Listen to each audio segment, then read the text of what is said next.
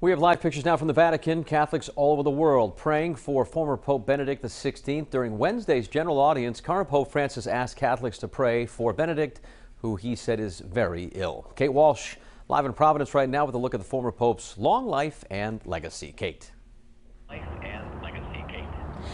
Well, Patrick, the former Pope Benedict XVI resigned when he was 85. He's 95 years old right now. And when he resigned in February of 2013, he cited reasons related to his mental and physical health, saying they weren't strong enough for him to be able to lead the Catholic Church.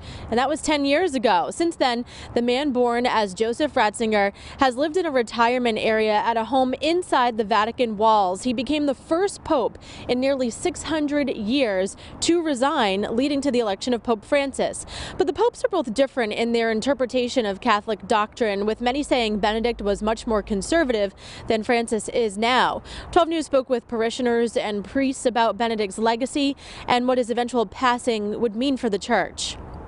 As we have seen over the years, he is a very gentle man.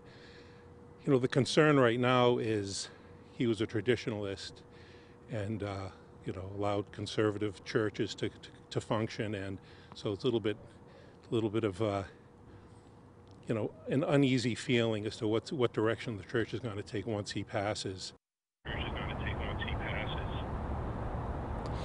And this morning we're live outside the Cathedral of Saints Peter and Paul in Providence because Catholics around the world are asked by Pope Francis to pray for Pope Benedict at his time of need now. Live in Providence, I'm Kate Walsh, 12 News. At this hour, the Vatican says Pope Benedict XVI has been getting worse. His health, Pope Francis has been appealing to the faithful to pray for the retired pontiff. 12 News reporter Kate Walsh joining us live in Providence right now with the latest updates. Kate. Well, Patrick, we're live outside the Cathedral of Saints Peter and Paul in Providence because Catholics around the world are being asked by Pope Francis to pray for Pope Benedict, the former Pope Benedict XVI.